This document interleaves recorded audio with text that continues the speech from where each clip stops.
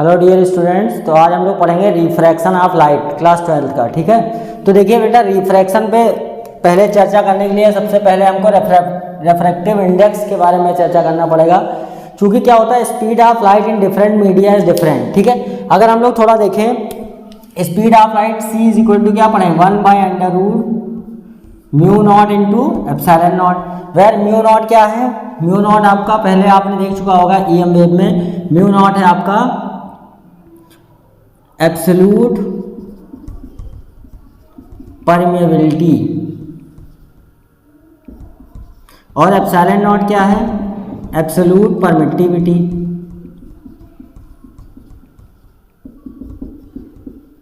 ठीक है, अब अगर हम लाइट को किसी मीडियम, जब ये लाइट फ्री स्पेस में जलता है तो उसकी स्पीड क्या होती है, 3 × 10⁸।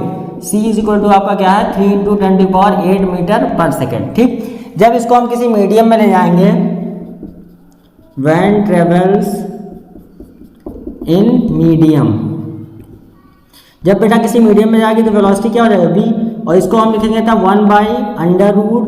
अब जब मीडियम में जाता है तो आपको बेटा ध्यान हो जाए म्यू आर और एप्सिलॉन आर हो जाएगा। ठीक है, म्यू आर एप्सिलॉन आर क्या है, रिलेटिव परमेबिलिटी। ठीक है, mu R epsilon naught into क्या हो जाएगा, epsilon naught into mu naught. ठीक है, mu R into mu not क्या हो जाएगा आपका मीडियम के अंदर परमेबिलिटी, और epsilon naught into epsilon R क्या हो जाएगा, मीडियम के अंदर परमेबिलिटी। अब अगर इन दोनों को हम डिवाइड कर दें बेटा c/v, अगर c/v करते हैं तो हमको क्या मिलेगा, √μr इंटू एप्सिलॉन आर, और इस mu R into epsilon naught को हम क्या बोलते हैं, रेफ्रैक्टिव इंडेक्स। ये क्या है, रेफ्रैक्टिव इंडेक्स। ठीक, मीडियम के अंदर क्या होता है, mu R into epsilon R. Mu R क्या है, आप उसमें पढ़े होंगे मैग्नेटिज्म में कि mu R is the relative permeability. ठीक है, where epsilon R is the relative permittivity, ये पढ़ा होगा इलेक्ट्रोस्टैटिक्स में। तो ये आपका refractive index mu R into epsilon R होता है, वो एक नया कांस्टेंट में जाता है जिसको हम क्या कहते हैं, रेफ्रैक्टिव इंडेक्स, यानी उसको हम बोलते हैं n इज इक्वल टू क्या होगा, √μr इंटू एप्सिलॉन आर। ये n इज इक्वल टू हमारा जो बनता है c/v। c/v is absolute refractive index.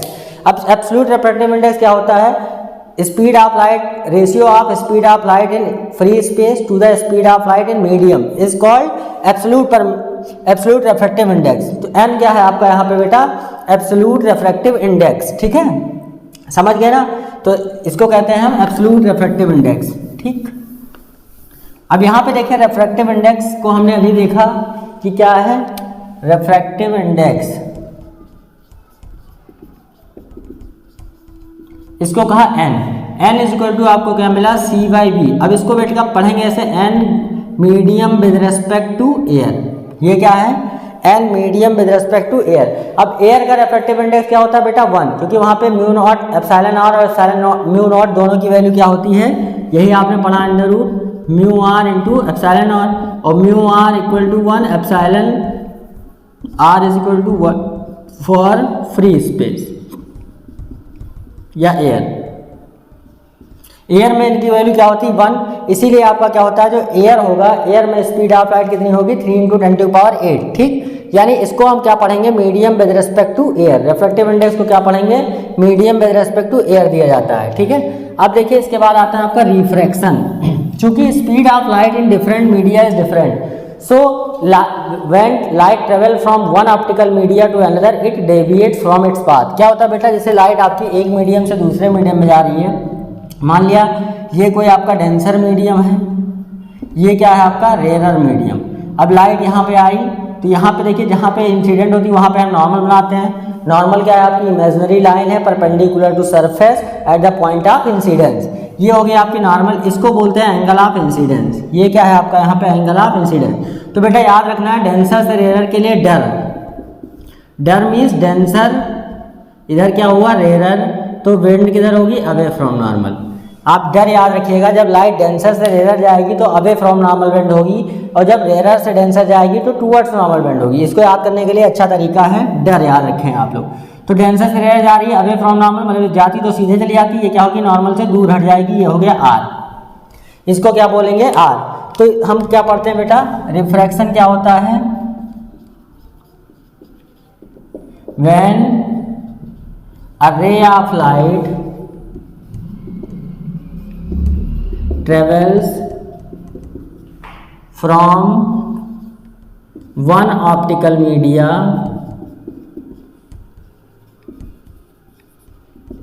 to another.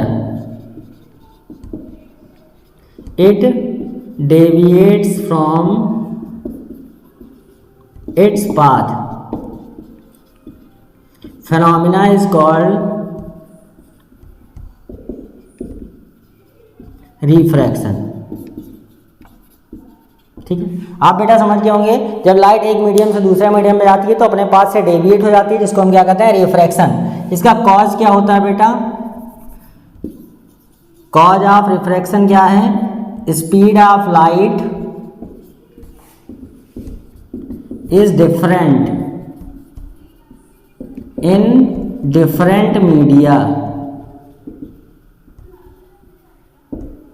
क्या होता है, लाइट की स्पीड डिफरेंट मीडियम में डिफरेंट होती है। अब चूंकि आपको पता है ना, किसी टर्न पे अगर आपको घूमना है तो क्या करते हैं आप, जब जा रहे हैं आप वहाँ पे क्या होता है, थोड़ा रुकते हैं, अपनी स्पीड कम करते हैं। आपको अगर खुद चल रहे होंगे, गाड़ी चला रहे हैं, कहीं पे बेंड लेना है तो क्या होता है, स्पीड आप चेंज करते हैं। इट मीन जब भी स्पीड चेंज होगी there is a change in direction, थोड़ा बहुत आपकी डायरेक्शन चेंज होगी अगर आप स्पीड को चेंज करते हैं। ठीक, तो यहाँ पे देखिए टर्न, तो इसी तरह लाइट जब एक मीडियम से दूसरे मीडियम में जाती है तो अपने पाथ से डेविएट हो जाती है। फिनोमेना को हम क्या बोलते हैं, refraction of light.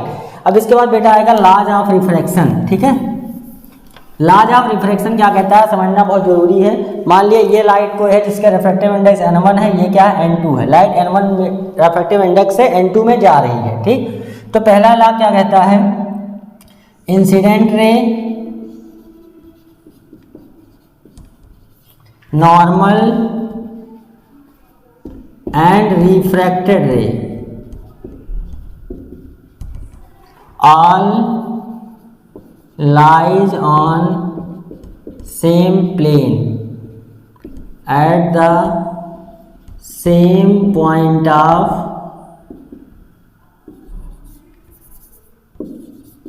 incidence।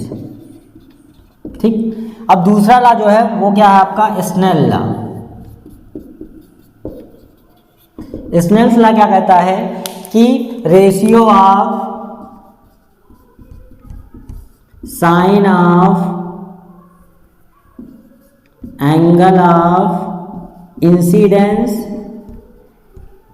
To sine of angle of refraction is always constant. और जो कांस्टेंट आता है that constant is refractive index. Means आप क्या लिखते हैं, देखिए आप लिखने के लिए ध्यान रखिएगा, जिस मीडियम में पहले n1 into sine I equal to n2 into sine R, क्या लिखेंगे, n1 into sine I equal to n2 into sine R. जिस मीडियम में पहले लाइट है उसको इसका refractive index into angle of incidence, दूसरे मीडियम में इंटू उसका रिफ्रैक्टिव। अब इसको आप ले आए क्या, sine I by sine R, तो इसको क्या हो जाएगा बेटा, n2 बाई n1। क्या हो जाएगा ये, n2 बाई n1। मीन्स इसको पढ़ा क्या जाएगा, इसको कहेंगे n21, मतलब refractive index of medium 2 with respect to 1। इसको लिखते कैसे हैं बेटा, ध्यान रखिएगा, जिस मीडियम में लाइट पहले जाएगी उसको पहले लिखेंगे, जिसमें बाद में जाएगी उसको बाद लिखेंगे। मीन्स क्या हो जाएगा, sine I by sine R equal to n2 by n1, that is 1 and 2 पढ़ा जाएगा refractive index of medium 2 with respect to 1। ठीक है, इस तरह से आपका क्या जाता है, ये आपका ये स्नेल लॉ कहता है। और ये चीज़ क्या है, आपके रिफ्रैक्टिव इंडेक्स है। ठीक है, sine I by sine R equal to refractive index. ठीक, तो आप इसको ध्यान रखेंगे, ये है दूसरा लॉ जो इंपॉर्टेंट, इस पर क्वेश्चन आते हैं। जैसे मैं आपसे एक क्वेश्चन पूछूं कि फाइंड द डेविएशन। ठीक है, एक क्वेश्चन है कि फाइंड द नेट डेविएशन। ठीक, जैसे आपका एक स्फेरिकल हमने ले लिया कोई मटेरियल जिसका रिफ्रैक्टिव इंडेक्स है √3। ठीक, यहाँ पे रे नॉर्मली इंसिडेंट हुई आई पे, ये एंगल आपका है 60 डिग्री। ठीक, यहाँ पे क्या होगा फिर, देखिए रेयर से डेंसर जा रही है, किधर बेंड हो जाएगी, टूवर्ड्स नॉर्मल। नॉर्मल ड्रा करेंगे बेटा, अब ये सर्कुलर है तो इसका नॉर्मल कहाँ जाएगा, सेंटर को कट करेगा, ये एंगल कुछ होगा। अब यहाँ पे क्या होगा, अवे फ्रॉम नॉर्मल बेंड होगी। तो आपको बताना है नेट डेविएशन कितना हुआ। डेविएशन किसके बीच का होता है? इंसिडेंट रे और इमरजेंट रे। ये इंसिडेंट रे है, ये है इमरजेंट रे। अब देखिए बेटा, इस पॉइंट पे देखिए लाइट, ये पहले मीडियम यहाँ मान लीजिए एयर है, ये कोई मीडियम एयर है, ठीक है, इधर भी आपकी एयर है। एयर का रिफ्रैक्टिव इंडेक्स 1 होता है। तो अब इसमें हम लिखना शुरू करें अगर इस by Snell law,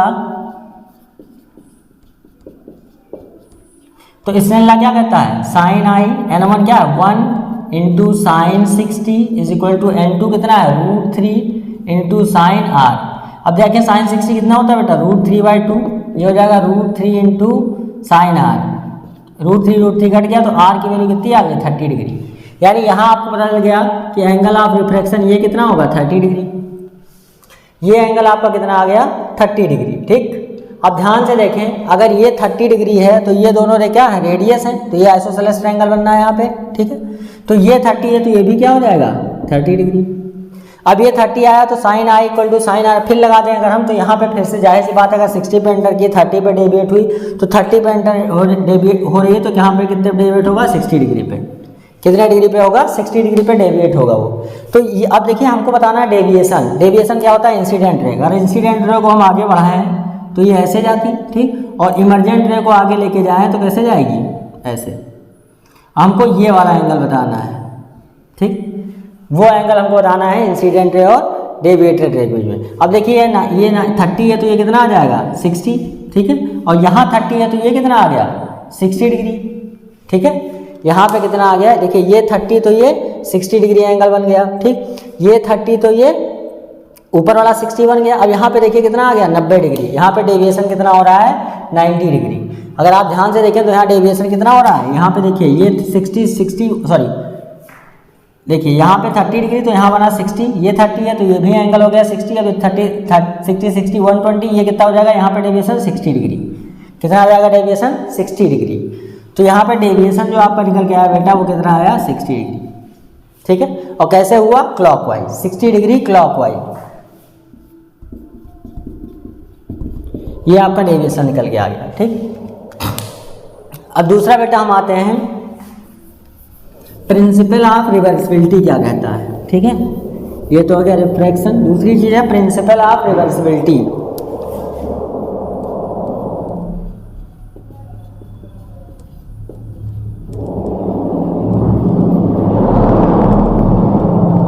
principle of reversibility क्या है? अगर कहीं पे रे एक मीडियम से दूसरे मीडियम में जा रही है, मान लो ये रेयर मीडियम है, ये डेंसर है, लाइट आई यहाँ पे, ये हो गया एंगल ऑफ इंसिडेंस। अब यहाँ पे देखिए रेयर से डेंसर जा रही है तो टूवर्ड्स नॉर्मल बेंड होगी, नॉर्मल की तरफ थोड़ा हमने क्या कर दिया? इसको बेंड करा दिया, इधर बेंड हो गई। ठीक, अगर यहाँ पे हम क्या करा दें? इसके परपेंडिकुलर एक प्लेन मिरर लगा दें, ये हो गया आर। ठीक, प्लेन मिरर लगा दें अगर, तो ये जैसे लाइट गई थी यहाँ पे, ये परपेंडिकुलरली फिर वापस आएगी, क्या होगी? परपेंडिकुलरली उसी पे फिर वापस लौटेगी जिस पाथ पे गई थी उसी पे, अगर यहाँ पे नॉर्मल इंसिडेंट है। तो रिवर्सिबिलिटी क्या कहता है? If ray travels from one optical media to another and come back from second medium at incidence equal to angle of refraction, then it retraces its original path. ठीक, मतलब क्या? अगर light एक मीडियम से दूसरे मीडियम में जा रही है तो ये इसका डेविएशन हुआ। अगर दूसरे मीडियम से वापस आए at the incidence equal to angle of refraction, पहले वाले के एंगल ऑफ रिफ्रैक्शन के बराबर से वापस आए तो सेम पाथ को रिट्रेस करेगा। क्या पकड़ेगा? सेम पाथ को रिट्रेस। इसको कहते हैं प्रिंसिपल ऑफ रिवर्सिबिलिटी। अब हम क्या करें? मान लीजिए ये मीडियम 1 है, ये मीडियम 2 है, क्या करेंगे? Applying Snell's law.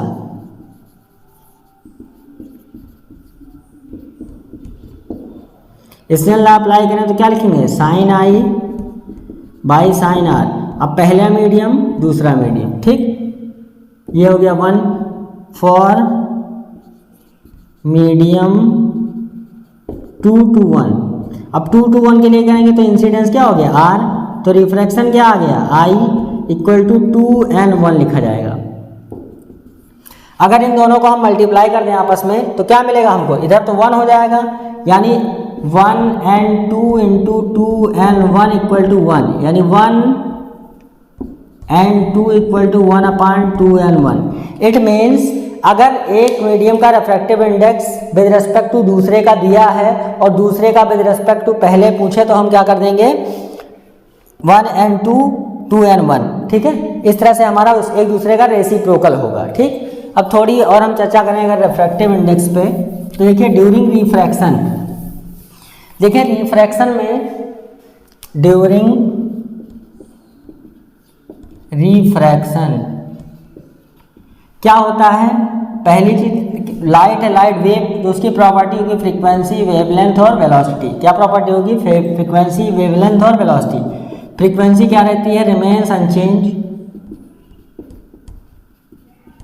During refraction. जब रिफ्रैक्शन होता है तो फ्रीक्वेंसी रिमेन्स अनचेंज रहती है, ठीक है।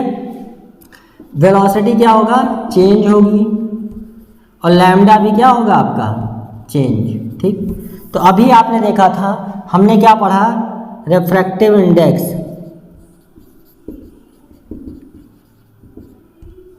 अभी आपने देखा क्या पढ़ा हमने, रिफ्रैक्टिव इंडेक्स n के लिए फॉर्मूला पढ़ा sine I by sine R। एक फॉर्मूला हमने देखा C/V, ठीक है, C/V देखा, ठीक है। अब इसके बाद देखिए क्या हो जाएगा, ये n2/n1। n2/n1 किसके टर्म में हो गया, रिफ्रैक्टिव इंडेक्स के टर्म में, क्योंकि n1 into sine I equal to n2 into sine R होता है। इसको इसी को हमने लिखा है n2/n1 C/V। इसको अगर आप थोड़ा और अच्छे से लिखना चाहें तो CV को हम क्या लिख सकते हैं, velocity in medium 1 velocity in medium 2, velocity 1 velocity 2। अब देखिए अगर आप ध्यान से देखें तो क्या होता है, जो वेव जो आपका रिफ्रैक्टिव इंडेक्स है, काउची फार्मूला में पढ़ा था,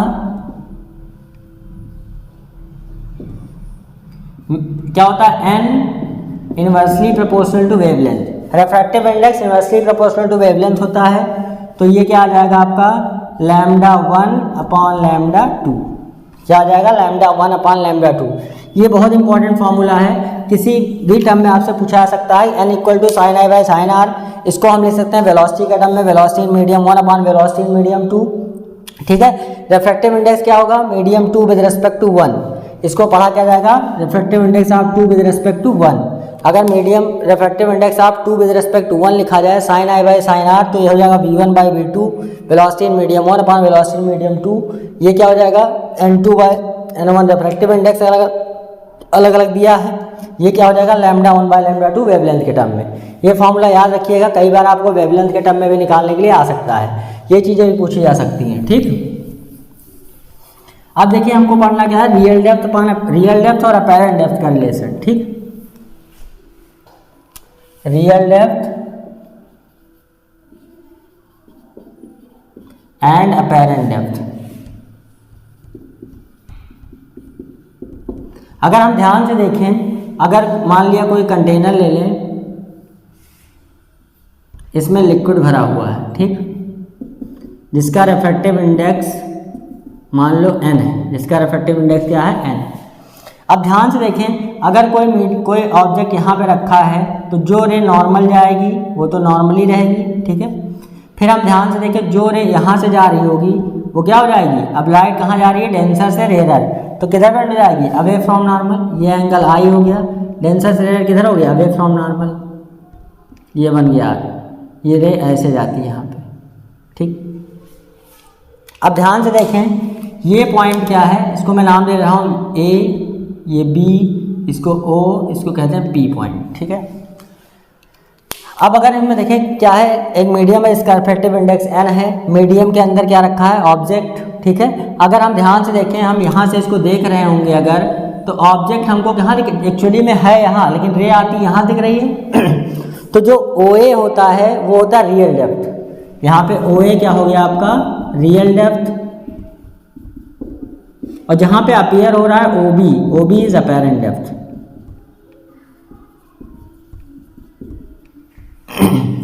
अब इसमें हम क्या करें, देखिए this angle and this angle, ये दोनों क्या है करस्पॉन्डिंग एंगल है। अगर आप देखें ये दोनों पैरेलल लाइन है, नॉर्मल है क्योंकि ये भी 90 ये भी 90, तो आर और आर क्या है आपका, ये एंगल कैसा है करस्पॉन्डिंग एंगल, और ये आई क्या है अल्टरनेट एंगल। तो अगर हम कहें in triangle O A P, तो साइन आई इक्वल टू हम क्या ले सकते हैं O P upon A P. ऐसे साइन आर इक्वल टू हम क्या लिख सकते हैं in triangle O B P में लिख सकते हैं हम O P upon B P. ठीक, अब क्या करें डिवाइड 1/2, तो क्या हो जाएगा sine I by sine R equal to आपका क्या आ जाएगा B P upon A P, क्या आ जाएगा B P upon A P. ठीक है, अब sine I upon sine R क्या हो जाएगा रिफ्रैक्टिव इंडेक्स। ठीक है, अब मीडियम लाइट कहाँ, देखिए जिस मीडियम से लाइट आ रही है वो होता है n1, जिसमें जा रही है वो क्या होता है n2। ठीक है, तो यानी ये इज इक्वल टू आपको क्या मिलेगा रिफ्रैक्टिव इंडेक्स ऑफ, अब जा रही यहाँ से लाइट आ रही है और यहाँ तो जा रही है, तो ये हो गया n1 ये हो गया n2। ठीक है, तो n2 यहाँ पे क्या है एयर। ठीक, तो इसको हम क्या लिखेंगे, इसको लिखा जाएगा n of medium with respect to air. ठीक है, हमको वहां से दिखाई पड़ रही, यानी इसको हम क्या लिखा, अब देखिए लाइट साइन आर, तो ये क्या लिखा जाएगा denser with respect to rarer, N of ये आ जाएगा मीडियम, सॉरी पहले मीडियम में air with respect to medium equal to B P upon A P. अब इसको अगर हम क्या करें रेसिप्रोकल में लिखना चाहें, यानी बेसिकली इसको हम क्या लिखेंगे, देखिए आई है हमारा मीडियम n में अपॉन 1, क्या हो जाएगा ये मीडियम n1, ये अगर इसका रिफ्रैक्टिव इंडेक्स n1 है इसका n2 ले लें सिंपली, तो क्या लिखा जाएगा ये n2/n1, क्या लिखा जाएगा ये n2/n1। तो n2/n1, अब इसी को हम चाहें तो ऐसे भी लिख सकते हैं n2/n1। ठीक, अब एक्चुअली ये है denser with respect to rarer, basically इसको और अच्छे से अगर हम लिखना चाहें तो हम लिखें ये है डेंसर फिर रेयरर, यानी rarer with respect to denser. पहले लाइट डेंसर से रेयरर में गई है तो क्या पढ़ा जाएगा ये rarer with respect to denser है, और इसको ऐसे लिख सकते हैं n2/n1। अब एक असम्पशन यहाँ पे अगर हम एक्चुअली देखते परपेंडिकुलर ही है, और चूंकि हमारी रेज कैसी होती है पैराएक्सियल मैंने बताया था आपको पहले लेक्चर में, चाहे तो देख सकते हैं। पी पॉइंट अगर ओ पे लाई करें, क्या करें if P lies on O, अगर पी ओ पे लाई करे तो this A P equal to क्या हो जाएगा A O and B P is equal to B O, यानी तब क्या हो जाएगा ए पी हो जाएगा A O and B P हो जाएगा आपका बी ओ। अब यहाँ पे रखना चाहे अगर तो हम क्या लिखेंगे, अब इसको हम लिखेंगे 1/n इज इक्वल टू, अगर इसका रिफ्रैक्टिव इंडेक्स आपका n है तो और पहला यहाँ पे एयर है, देखिए यहाँ n2 एयर है, यहाँ पे n2 क्या है एयर, तो एयर की जगह पे 1 और n1 की जगह पे क्या लिखें n इक्वल टू, यहाँ क्या मिल गया आपको ये क्या है आपका बीपी यहाँ पे क्या है बीपी बन गया आपका ओबी मतलब अपेरेंट डेप्थ, यानी इसको हम लिख देंगे ओबी अपॉन ओए। मीन्स अगर रेसिप्रोकल करें तो n इज इक्वल टू क्या आ गया OA upon OB, OA is real depth और OB इज अपेरेंट डेप्थ। ठीक, बेसिकली आपका फॉर्मूला जो है वो real depth upon apparent depth, means जब आपका मीडियम जो रे है वो डेंसर मीडियम से जा रही है। सीधा सवाल इस पे आया तो कोई समस्या नहीं, तो आपको सीधे n is equal to real depth upon apparent depth हम लगा लेंगे। ठीक है, लेकिन सवाल थोड़ा अलग है, अगर मीडियम का रिफ्रैक्टिव इंडेक्स अलग अलग है तो थोड़ा हम इसको फॉर्मूले को मॉडिफाई करेंगे, किसमें मान लीजिए इसको हम कहेंगे क्या n2/n1। यहाँ से देखें यहाँ पे क्या आया है एक्चुअली में ये है n2/n1, n2/n1 is equal to d dash upon d। क्या होगा, D dash is the apparent depth और D is the real depth. यानी बेसिकली फार्मूला अच्छा से हमको समझना, तो ये याद रखना पड़ेगा N2/N1 equal to D dash by D. आप इसको थोड़ा ध्यान रखेंगे तो सवाल करने में आसानी होगी। यानी जो चीज़ आपका नीचे रखा होगा वो थोड़ा ऊपर दिखाई पड़ेगा। इसीलिए देखिए जो मछली मारने वाला होता है वो क्या करता है, उसकी पूंछ को टारगेट करता है, ठीक है, क्योंकि एक्चुअली में जो ऑब्जेक्ट होती है वो नीचे से कुछ ऊपर दिखाई पड़ता है, तो जब वो पूंछ को टारगेट करता है तो मछली मारते समय तो उसको मुंह मिलेगा, ठीक है। तो अब देखिए जैसे आपका सवाल आया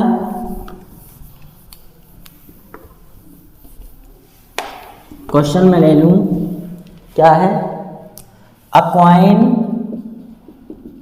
placed inside water of refractive index 1.5 appears to be raised by 7 mm. Find real depth। देखिए क्वेश्चन को पढ़िए ध्यान से, क्या कह रहा है, appears to be raised मतलब क्या हुआ है, ये जहाँ पे था अपनी लोकेशन से क्या हो गया, 7 mm रेज्ड हो गया। तो अगर हम रियल डेप्थ को माने x तो ये अपेरेंट डेप्थ क्या हो जाएगी, x-7, क्या हो जाएगी, x-7।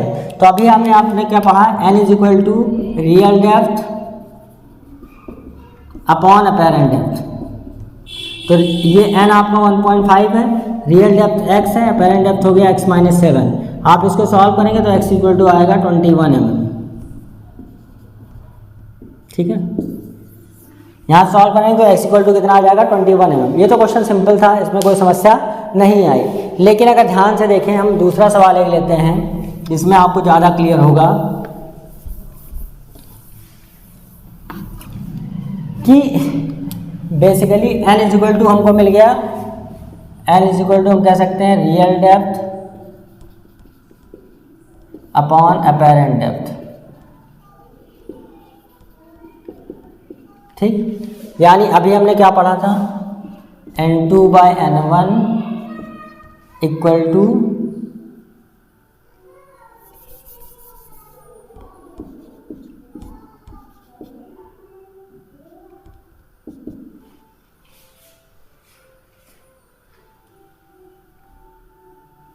N2/N1 equal to D dash by D.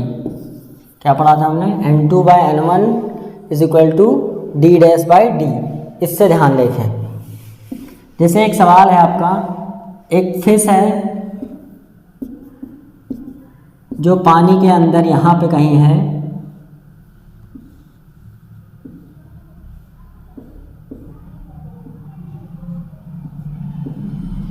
ये फिश, एक यहाँ पे क्या है आपका बर्ड कोई है, ठीक।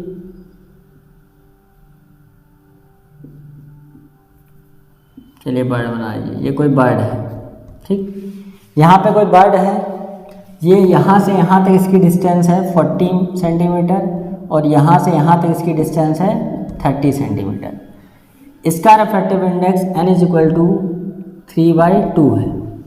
क्या है, n is equal to 3/2।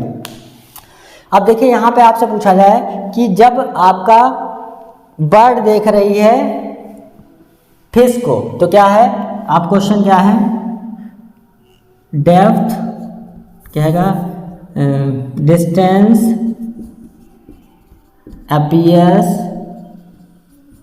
To bird of fish, distance of fish ऐसे लिखें, distance of fish seen by bird. देखिए जब सीन बर्ड देख रही है तो जाहिर सी बात है लाइट कहाँ से कहाँ जा रही है, रेयर से, वही वाला पहले वाला कंडीशन हो गया, लाइट जा रही है रेयर से डेंसर, ठीक है। तो ये क्या होगा, यहाँ से इधर जा रही होगी, यानी आपको अब ये सिंपल वाला फॉर्मूला लगा देंगे, क्या, n is equal to real depth upon apparent depth, ठीक। रियल ये हो गया 3/2, that is 3/2 is equal to real depth 30 है, अपेरेंट डेप्थ हमको पता करना है, यानी ये आ जाएगा आपका अपेरेंट डेप्थ आ जाएगा 20 सेंटीमीटर। ये कहाँ पे अपीयर होगी, जो चील है या बर्ड है, बर्ड को फिश कहाँ अपीयर होगी 20 सेंटीमीटर ऊपर यानी 60 पे। देखिए 40 सेंटीमीटर ये डिस्टेंस और इसको 20 सेंटीमीटर ऊपर बर्ड ऊपर से 20 सेंटीमीटर पर नीचे दिखाई पड़ेगी, मतलब बर्ड इसको यहाँ कहीं दिखाई पड़ेगी। वो कितना होगा 20, यानी कुल मिला के क्या हो जाएगा 60 सेंटीमीटर। तो आंसर क्या आ जाएगा आपका 60 सेंटीमीटर। ठीक। अब दूसरा सीन अगर हम आए, दूसरा लॉजिक, दूसरी बार क्या है, बर्ड अगर देख रही है उसको, अगर बर्ड देख रही है उसको, तो जब बर्ड देख रही है तो रे इधर से यहाँ जाएगी। ठीक है, लाइट कैसे आपकी इमेज बनेगी, बर्ड देख रही है तो आपका लाइट रेयर से डेंसर आ रही होगी, इधर आ रही होगी क्योंकि रिफ्लेक्शन के बाद दिखाई पड़ता है ना, तो रेयर से डेंसर आ रही होगी। तो लाइट आ रही होगी रेयर से डेंसर, मीन्स अगर मान लो इसका हम कोई लेते हैं तो इसकी कोई रे आ गई इधर नॉर्मल, तो डेंसर से रेयर अवे फ्रॉम नॉर्मल, ये इधर से अगर देख रही ये रे कोई ऐसे यहाँ आई तो इसको यहाँ इधर जाना चाहिए ऐसे। तो एक्चुअली में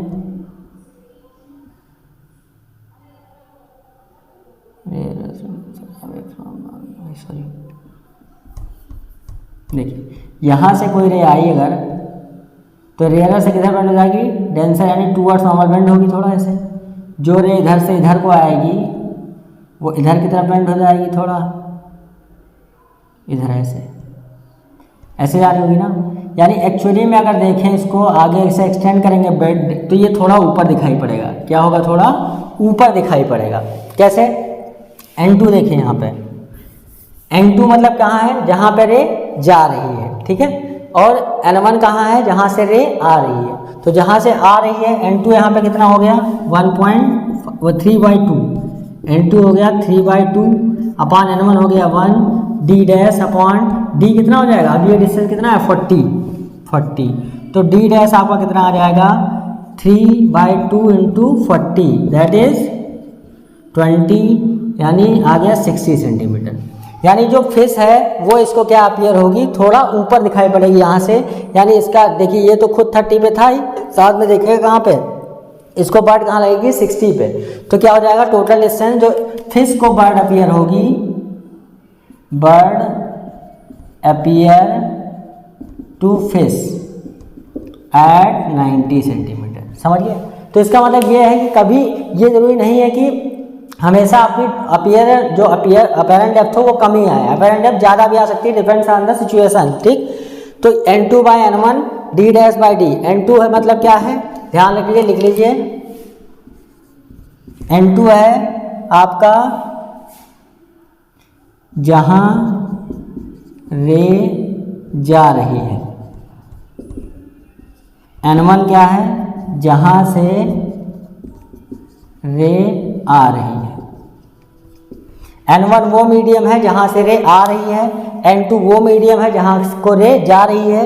d dash is the apparent depth और d is the real depth. ठीक है, बस आपको यही ध्यान रखना है, इस फॉर्मूले आपका हमेशा क्वेश्चन सही आएगा। ठीक है, तो ध्यान आज के ये देखिए इतना हो गया आपका। ठीक, अब देखिए इसी में अगर आपसे पूछा जाए शिफ्ट बताइए, रियल डेप्थ अपेरेंट डेप्थ में क्या निकालना हो, शिफ्ट। तो जरा शिफ्ट देखें, शिफ्ट मतलब कितना, ये शिफ्ट निकालना है आपको। तो ध्यान दीजिए, अगर अभी आपने पढ़ा कि कोई ऑब्जेक्ट अगर यहाँ पे रखी है तो अपीयर कहाँ पे होगी, ये चीज़ कहलाती है अपेरेंट डेप्थ, और पूरी डिस्टेंस क्या है रियल डेप्थ। ये t मान लीजिए क्या है, शिफ्ट t है, कितना ऊपर रेज हो गई। ठीक है, शिफ्ट t हमको निकालना है।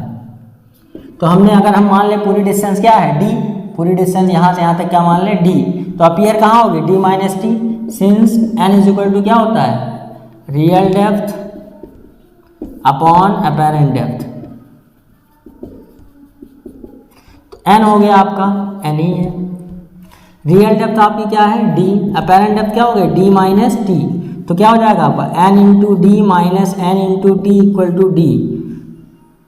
ठीक है, तो यहाँ से हमको क्या निकालना है t, तो n into T is equal to हो जाएगा n into D minus D, यानी n यहाँ पे हम n इंटू टी को लिखें तो ये हो जाएगा n, अगर n इंटू डी हम कॉमन ले लें, सॉरी d कॉमन लेकर, डी कॉमन लें तो क्या हो जाएगा n-1।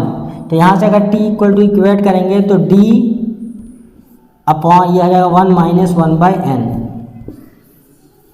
शिफ्ट कितना आ जाएगा d ब्रैकेट में 1 n। अब देखिए ये सेम फार्मूला आपका तब भी लागू होगा जैसे मान लिया एक ग्लास स्लैब है, ठीक है, आपका क्या है यहाँ पे एक ग्लास स्लैब है। तो देखिए कोई ऑब्जेक्ट यहाँ पे है तो जो रे नॉर्मल गई वो तो सीधी चली जाएगी, यहाँ जा रही है तो रेयर से डेंसर टूवर्ड्स नॉर्मल, यहाँ से डेंसर से रेयर अवे फ्रॉम नॉर्मल, ऐसे बेंड होगी। तो एक्चुअली में ये यहाँ कहीं दिखाई पड़ेगी। इसकी इमेज क्या होती है, यहाँ से यहाँ को शिफ्ट हो जाती है। जब लाइट कोई ऑब्जेक्ट यहाँ रखी है ऐसे इधर से उधर जा रही है तो यहाँ भी जो ये टी कितना ऑब्जेक्ट और इमेज की वेट्स के डिस्टेंस अगर निकालनी है तो यही फॉर्मूला यूज करेंगे d1-1/n, ठीक है।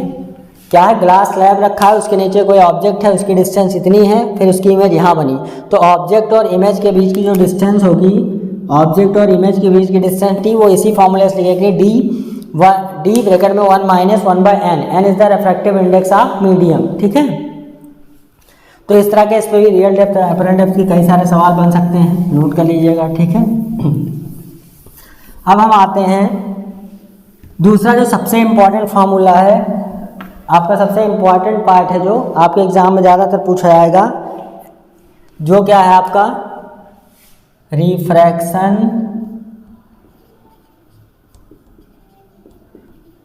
देखिए रिफ्रैक्शन तो ग्लास से पहले देख लेते हैं, रिफ्रैक्शन थ्रू ग्लास स्लैब।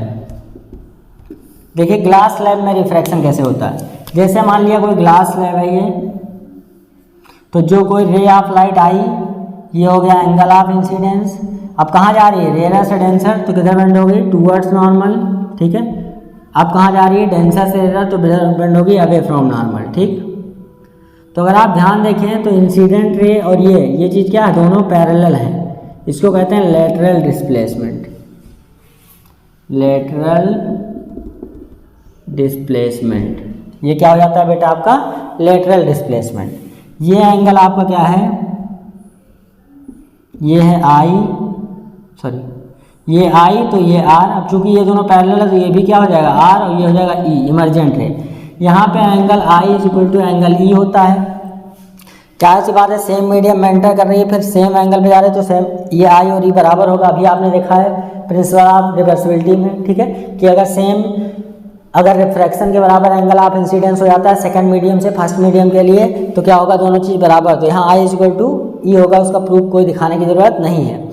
अब आपसे एग्जाम में कई बार पूछ लिया जाता है कि ये लेटरल डिस्प्लेसमेंट कितना होगा, अगर आपको ये लेटरल डिस्प्लेसमेंट निकालना है। अब लेटरल डिस्प्लेसमेंट फैक्टर कौन कौन से, लेटरल डिस्प्लेसमेंट है क्या, लेटरल डिस्प्लेसमेंट ये है परपेंडिकुलर डिस्टेंस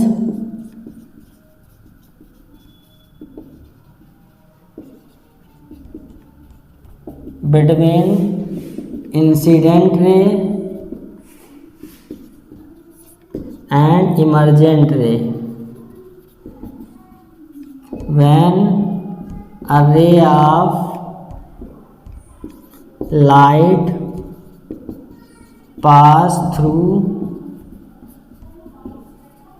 ग्लास स्लैब, ठीक है। ग्लास स्लैब से पास करे तो उस समय कितना होगा लेटरल डिस्प्लेसमेंट, वो क्या होता है परपेंडिकुलर डिस्टेंस, ठीक। ये कौन कौन से, पहला फैक्टर किस पर डिपेंड करेगी, refractive index of medium, refractive index of medium पर। दूसरा किस पर डिपेंड करेगी, वेवलेंथ, वेवलेंथ ऑफ लाइट पे यूज डिपेंड करेगी। तीसरी चीज़ thickness of glass slab,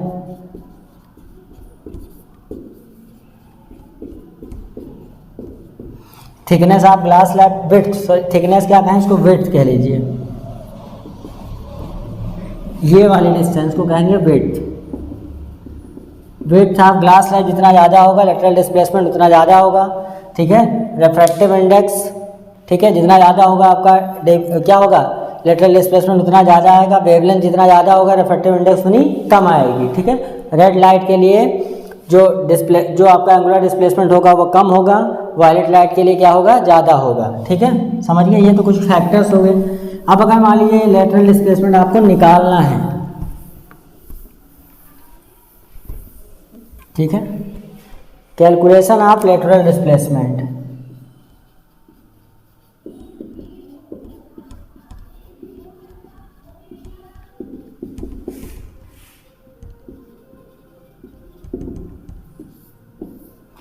lateral displacement को कैसे कैलकुलेट करेंगे, देखिए जरा, आपने अभी देखा ध्यान से,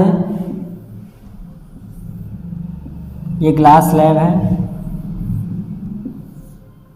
इसकी मान लीजिए जो थिकनेस है वो क्या है, डी है, विड्थ इसकी क्या है, डी।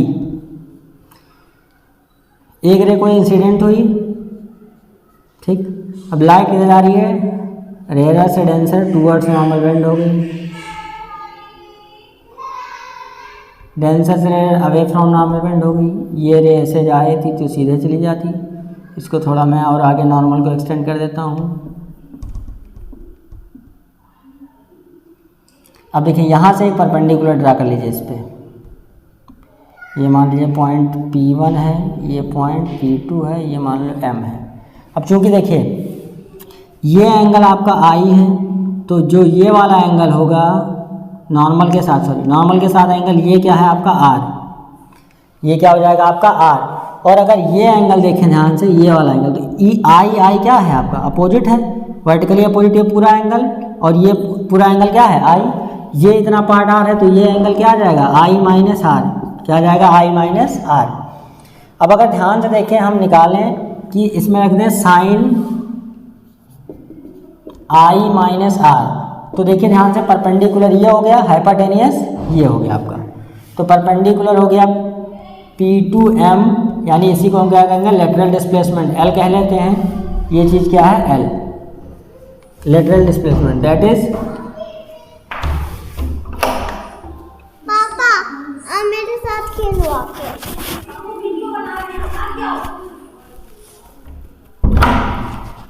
ठीक है, देखिए ध्यान से क्या हो गया, I minus R, I minus R equal to L आ गया। ठीक है, तो अब L देखिए ये चीज़ है, अब देखिए तो L हम देखिए L को हमें निकालना है जब, तो sine I minus sine R के L, ठीक, ये हो गया L अपान क्या आ गया, P1 P2, क्या हो गया P1 P2।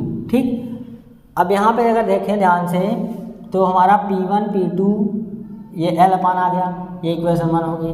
अब अगर हम इस वाले ट्रायंगल में चले आए इधर, ये देखिए परपेंडिकुलर है, ठीक, ये चीज़ हमको पता है, ये हाइपोटेनियस है, R भी हमको क्या होगा, पता होगा, तो sine R is equal to कितना आ जाएगा, ये साइन R में आपका बेस पता है, तो बेस अपान हाइपोटेनियस, तो क्या करना पड़ेगा, cos R, cos R equal to आ जाएगा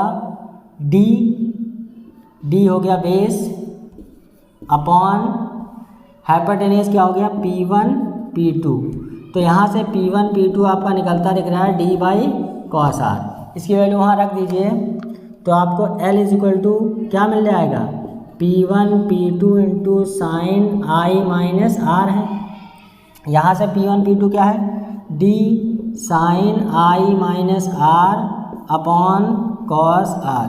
इसका मतलब जो लेटरल डिस्प्लेसमेंट L आपका निकल के आएगा वो क्या आएगा, thickness into sine angle I minus R upon cos R। कहीं पर अगर आपको लेटरल डिस्प्लेसमेंट निकालने के लिए आए तो इस फार्मूले से आसानी से निकल जाएगा। ठीक है।